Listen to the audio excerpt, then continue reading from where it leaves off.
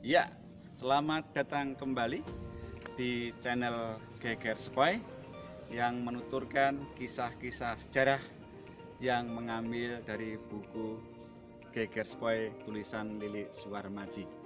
Kali ini kita ada di Pesanggerahan Wijo Inangun. Nah, pesanggerahan inilah yang tahun 1808 tanggal 1 Juni itu pasukan dari Kesultanan Yogyakarta digelar oleh Sultan Hamengkubuwono II atau Sultan Sepuh.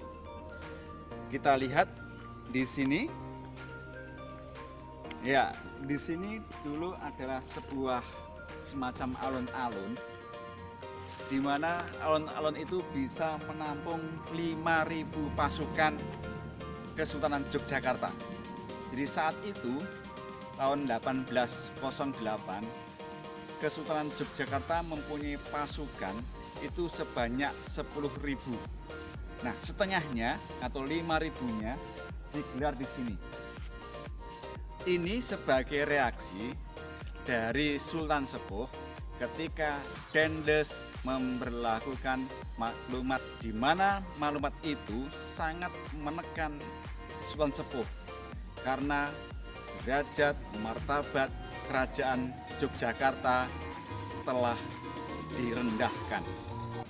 Jadi ketika Sultan Sepuh mengadakan defile tentara kerajaan Kesultanan Yogyakarta, Sultan Sepuh memanggil pejabat-pejabat Belanda yang saat itu misalnya Residen Pieter Engelhard.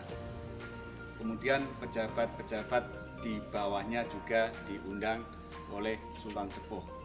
Nah, dalam kesempatan di Rejo Winangun ini sengaja Sultan Sepuh menyerahkan kepada putra mahkota untuk memimpin defile prajurit-prajurit Kesultanan Yogyakarta.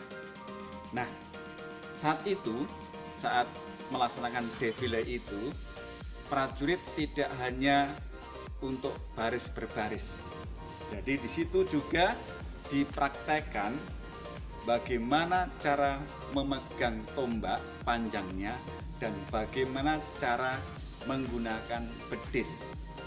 Nah, dari situlah Pieter Engelhard itu bisa melihat bahwa prajurit Kesultanan Yogyakarta memang lemah dalam menggunakan bedil, tapi sangat terampil dalam menggunakan tombak panjangnya.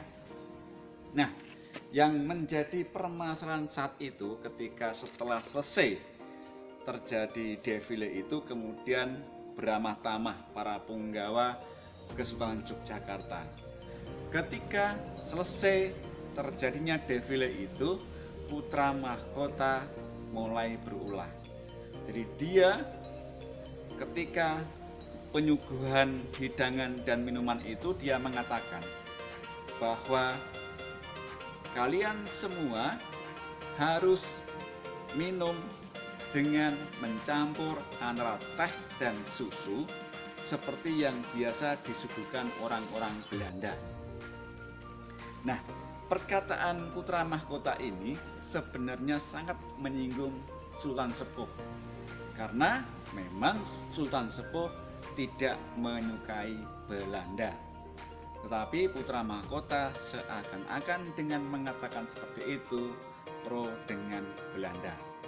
Sejak itulah maka nanti ketika para pasukan kembali ke kerajaan Kesultanan Yogyakarta dan para punggawa juga kembali ke keraton, maka di keraton terbelah menjadi dua hanya karena bahasa tadi, bahwa ada yang pro Belanda dan ada yang anti Belanda.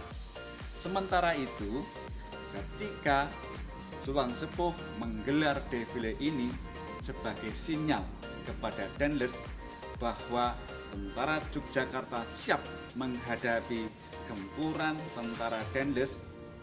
Dendles sudah menyiapkan 3.000 pasukan yang ada di Semarang untuk menekan Sultan Sepuh agar taat pada aturan yang sudah ditetapkan oleh Dendes. Untuk itulah nanti maka akan terjadi perundingan di mana 3.000 pasukan itu sudah berada di perbatasan Yogyakarta. Kemudian Sultan Sepuh memberikan surat kepada Dendes bahwa bisa dilaksanakan perundingan dan tidak dengan cara kekerasan. Sekian dari kami dengan mengambil kisah-kisah dari Gegerspoy. Sampai jumpa.